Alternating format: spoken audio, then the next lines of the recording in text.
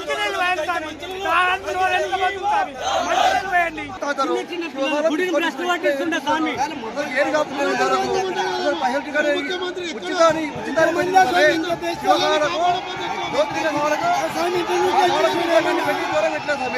దేవుని దర్శనం చేసుకోకపోదామని మంత్రి వస్తున్నాను ఎంతమందిని ఆగం చేసినాం. ఇప్పుడు దర్శనం లేదు, ఏం లేదు.